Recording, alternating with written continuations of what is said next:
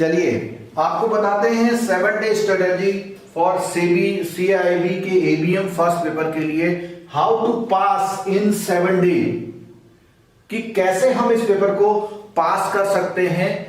जो लोग ये वीडियो देख रहे हैं, सबसे पहले मेरी रिक्वेस्ट ये है इस चैनल को सब्सक्राइब और बेल आइकन जरूर दबा लीजिए, क्योंकि जितने भी इंपॉर्टेंट वीडियो आएंगे उनके नोटिफिकेशन अपडेशन आपको मिल पाए।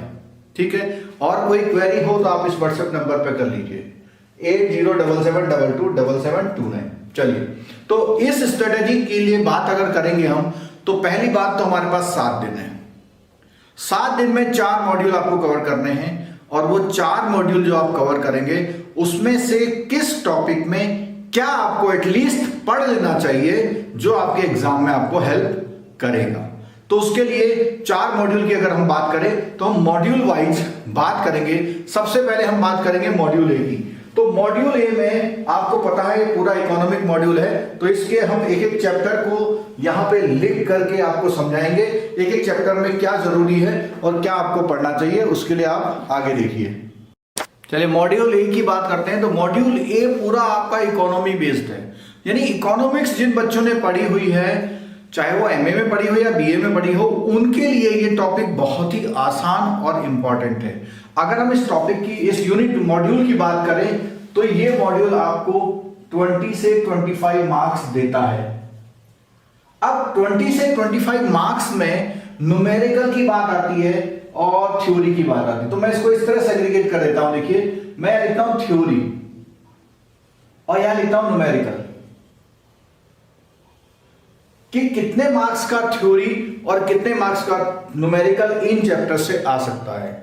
ठीक है, तो फंडामेंटल ऑफ इकोनॉमी में पढ़ना क्या है आपको, इसमें जो है आमतौर पर न्यूमेरिकल नहीं आता, और 1 से 2 मार्क्स के सॉलिड क्वेश्चन आते हैं जो आपको 48-49 पे रुकने से बचाते हैं। यानी 50 लाने के लिए जो 1 और 2 मार्क्स चाहिए वो इसी टॉपिक से आते हैं। इस टॉपिक में आपको पढ़ना क्या है, इस टॉपिक में जो भी डेफिनेशन जिसने दी है वो पढ़नी है आपको। ठीक है, इसके अलावा जो बुक्स लिखी है वो पढ़नी है आपको, कि कौन सी बुक्स किसने लिखी है। तीसरा है type of economy, type of economy. ये 3 और 4 चीजें अगर आप पढ़ते हैं, बहुत ज्यादा समय नहीं लगाना इसको पढ़ने के लिए, आपको आधा घंटे से ज्यादा का समय बिल्कुल नहीं लगाना है। और अगर पढ़ने में दिक्कत आ रही है तो फिर उसके लिए वीडियो अवेलेबल है। ठीक है, मुश्किल से 20 से 25 मिनट या आधा घंटे से ज्यादा नहीं लगाना है, लेकिन आपको 1 और 2 नंबर दे देगा। तो मैंने यहां टाइम लिख दिया कि इसमें कितना समय देना है, केवल 30 मिनट देना है। ठीक हो गया, केवल 30 मिनट देने हैं आपने इसमें।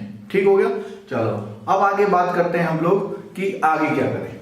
सेकंड टॉपिक में है सप्लाई और डिमांड। इसमें से कभी कभी 2 से 3 मार्क्स का न्यूमेरिकल और 1 से 2 मार्क्स की थ्योरी। तो सप्लाई और जो डिमांड और सप्लाई का है, इसमें ग्राफ कैसे कैसे होते हैं, उनका स्लोप कैसे है। कई बार क्वेश्चन ये पूछता है कि इसके ग्राफ में x एक्सिस पे क्या होता है, y एक्सिस पे क्या होता है, इसका इफेक्ट किसी चीज के बढ़ने से किसी चीज की सप्लाई पे क्या फर्क पड़ रहा है।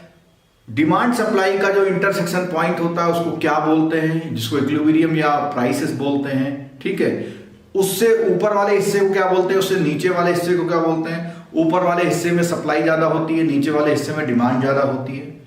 ठीक है, और ये डिमांड और सप्लाई को इफेक्ट करने वाले रीजन किनसे ये डिमांड और सप्लाई इफेक्ट होती है, आपकी बुक में दे रखा है, उसको आप पढ़ लीजिए। इस टॉपिक में भी आपको 30 मिनट से ज्यादा नहीं लगाना है। ठीक हो गया। अच्छा, न्यूमेरिकल की अगर बात करें तो इस टॉपिक में न्यूमेरिकल के नाम पे पूछता है इलास्टिसिटी। इलास्टिसिटी को E से रिप्रेजेंट करते हैं, और इलास्टिसिटी निकालने के लिए वो एक टेबल देता है। उस टेबल की वैल्यू, उसमें डिमांड में इंक्रीजिंग या सप्लाई में इंक्रीजिंग या प्राइस में इंक्रीजिंग कर करके हम क्या निकालते हैं, इलास्टिसिटी निकालते हैं। जो न्यूमेरिकल की मैंने बात करी वो ये आती है। ठीक है, नेक्स्ट टॉपिक है मनी सप्लाई एंड इन्फ्लेशन। इसमें से 5 मार्क्स तक के न्यूमेरिकल आते हैं, 5 मार्क्स तक के। और इसमें थ्योरी में इंडेक्सेस या 1 to 2 मार्क्स, तो थ्योरी में इंडेक्स के कितने इंडेक्सेस इंडिया में चलते हैं उनके बारे में पूछ लेता है। इन्फ्लेशन को कैलकुलेट कराने का न्यूमेरिकल प्लस एम वाली जितने भी है M1, M2, M3 और M4 इससे रिलेटेड न्यूमेरिकल पूछता है। इसमें आप 1 लगा सकते हैं। इंपॉर्टेंट है क्योंकि देखिए 5 to 7 मार्क्स अगर आपको मिलते हैं तो बहुत इंपॉर्टेंट टॉपिक है आपके लिए, ठीक है। नेक्स्ट आता है थ्योरी ऑफ इंटरेस्ट। इसमें मेरा सजेशन ये रहेगा जिनका इकोनॉमिक बैकग्राउंड नहीं है इस टॉपिक को वो स्किप कर सकते हैं अगर आप पढ़ना चाहें, क्योंकि थोड़ा ज्यादा पेजेस हैं, आपका टाइम वेस्ट करेगा, लास्ट में आप पढ़िएगा। केवल इसमें लास्ट पेज में जो एक ग्राफ दिया हुआ है जहां पर कीन्स का क्लासिकल का जो हिग्स एंड हैंसन ने एक थ्योरी दी थी उसने क्या किया, दो थ्योरी को मर्ज करके अपनी कुछ बात रखी थी। आप उसमें समझने में समय ना लगा के केवल एक सरसरी तौर पर देख लीजिए, और क्योंकि अगर आप ज्यादा समय लगाएंगे तो आपका समय बचेगा नहीं। और वैसे ये पूरा टॉपिक लेता है कम से कम 1 घंटा लेता है ये वाला टॉपिक, और इसमें अधिकतर जो है थ्योरी के क्वेश्चन 1 से लेके 3 मार्क्स के आ सकते हैं, ठीक है। अब आया बिजनेस साइकिल। ये प्योरली थ्योरी का टॉपिक है, 1 से 2 मार्क्स लेते हैं। इसमें मुश्किल से आप 15 मिनट लगाएंगे। पढ़ेंगे क्या आप इसमें आप उसका जो फिगर बनी हुई है बिजनेस साइकिल की फिगर है उसको आप देखेंगे। ये वाली जो फिगर है ऐसी वाली कि ऐसे वाली कि उसमें कब बिजनेस होता है वो, और उसमें उनके क्या है रीजन और इफेक्ट कि किन कारणों से ऐसा होता है और उसके सिम्टम्स क्या हैं, उसके इफेक्ट इकोनॉमी में क्या पड़ते हैं। तो ये बिजनेस साइकिल वाला टॉपिक जो है उसके लिए मैंने बात बता दी आपको, ठीक है। नेक्स्ट आया इंडियन इकोनॉमी। ये जो 2 टॉपिक हैं ये दो टॉपिक पूरे थ्योरी बेस्ड है। 1 से 4 मार्क्स से क्वेश्चन आ सकता है, और ये उन लोगों को एडवाइजेबल है जो रनिंग में यानी हमेशा इकोनॉमी पे ध्यान रखते हैं, इकोनॉमी के स्टेटमेंट पे ध्यान रखते हैं, नए नए गवर्नमेंट के डेवलपमेंट पे ध्यान रखते हैं, उनके लिए अच्छा है। मैं अभी एडवाइस नहीं करूंगा। अगर आप बिल्कुल न्यूमेरिकल नहीं कर रहे हैं तो इस टॉपिक को पढ़ लें, बिल्कुल हो सकता है 1-2 क्वेश्चन आपको सॉलिड मिल जाए, लेकिन उनके लिए एडवाइजेबल है जिनका इकोनॉमिक बैकग्राउंड है या हमेशा न्यूज़पेपर या टीवी में न्यूज वो देखते रहते हैं, ठीक है। नेक्स्ट बात करते हैं हम लोग मॉनेटरी पॉलिसी की। देखिए मॉनेटरी पॉलिसी अगेन जो है 1 से 2 मार्क्स का है, थ्योरी का है। जेआईबी में जो आपकी आरबीआई की पूरी पॉलिसी जिसमें सीआरआर, एसएलआर ये सारे कंटेंट होते हैं। सीआरआर, एसएलआर, रेपो और अदर कोई भी जो आरबीआई की मॉनेटरी पॉलिसी में इफेक्ट आते हैं, एमएसएफ वाला है, ये सब सिस्टम इसमें पढ़ना पड़ता है। तो इसको आप पढ़ लें क्योंकि आपने पहले पढ़ा हुआ है, बस ये ज्यादा मार्क्स नहीं देगा आपको, तो इसके लिए भी मैं 30 मिनट रख देता हूं। बहुत सरसरी तौर पर कॉमन बातें पढ़ेंगे, ज्यादा डिटेल में नहीं जाइएगा इसमें, ठीक है। अगला क्वेश्चन है जीडीपी, बहुत इंपॉर्टेंट टॉपिक है। देखिए इसमें 1 से 2 मार्क्स के वो है, 5 मार्क्स का न्यूमेरिकल है। और जीडीपी वाले टॉपिक में आपको पढ़ना क्या है, जीडीपी वाले में आपको पढ़ना है जीडीपी क्या होती है, जीएनपी क्या होती है, एनएनपी और एनडीपी। इनके अलावा फैक्टर कॉस्ट इनकम क्या होती है, नेट फैक्टर इनकम क्या होती है, मार्केट प्राइस क्या होता है, रियल इनकम क्या होती है, नॉमिनल इनकम क्या होती है, और जो गवर्नमेंट है बेस ईयर अनाउंस करती है वो है। इनसे बेसिस एक न्यूमेरिकल आता है। हमारे वीडियो में जो न्यूमेरिकल दिया हुआ है, समझाया हुआ है, बिल्कुल सेम ऐसा ही आता है। आपको सारे कॉन्सेप्ट बिल्कुल क्लियर होने चाहिए। कई बार ये 5 मार्क्स का क्वेश्चन आता है जिसमें यही जो मैंने टर्म्स बोली है इनके बारे में कैलकुलेट कराता है, और जीडीपी कैसे कैसे मेजर होती है। इस टॉपिक को आप जरूर करें, आपकी बुक में भी 3-4 पेज में दिया हुआ है। अगर आप ढंग से करते हैं तो आपको हो सकता है 5 to 6 मार्क्स ये दे सकता है। इसमें आप जरूर 1 घंटा लगाएं। अगला टॉपिक आता है बजट, बहुत इंपॉर्टेंट टॉपिक है। फिर बजट भी 1 से 2 मार्क्स की थ्योरी और 5 मार्क्स का न्यूमेरिकल। इस बजट के जो एक्सरसाइज है उसमें वो ये पूछता है कि एक तो होती है रिसीट एंड और एक होती है एक्सपेंडिचर एंड। उनके आइटम कौन कौन से होते हैं, कितना कैटेगराइजेशन होता है, किस आइटम में सब कैटेगराइजेशन क्या क्या होता है।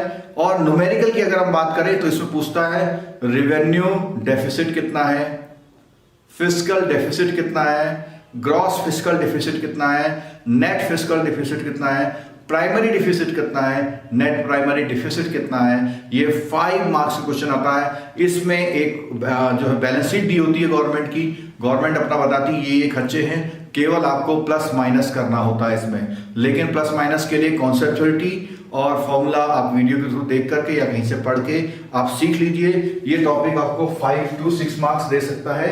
ये दोनों क्वेश्चन पिछले बार आए हुए हैं, ठीक है। अब आती है चैलेंजेस। तो चैलेंजेस भी मैं लिंक करता हूं इस टॉपिक से, 1 से 2 मार्क्स के सॉलिड। तो ये जो 3 टॉपिक हैं, इन 3 टॉपिकों को आज की तारीख में पढ़ना तब श्योर कीजिए जब आप बिल्कुल न्यूमेरिकल नहीं कर रहे हैं। अगर आप न्यूमेरिकल कर रहे हैं तो उस फॉर्मूले वगैरह में आप टाइम दे सकते हैं, और उस टाइम देने की वजह से इसमें समय आपको कम मिल सकता है। कौन कौन से मैंने बताया? 6, 7 और 11 यूनिट। ये 3 यूनिट ऐसी हैं जो आपको, जो कंटिन्यूअस जो इकोनॉमिक के उसमें रहते हैं टच में, उनके लिए ठीक रहती है। तो ये मैंने पूरा बताया आपको मॉड्यूल ए में क्या पढ़ें और कितना पढ़ें। तो ये मैंने पूरी जो स्ट्रेटेजी बताई है, ये लगभग 6 to 7 आवर्स या 8 आवर्स। तो आप इसमें 8 आवर्स से ज्यादा ना लगाएं, क्योंकि सब कुछ क्या है क्लियरली मैंने बता दिया है। इसमें 7 to 8 आवर्स से ज्यादा ना लगाएं।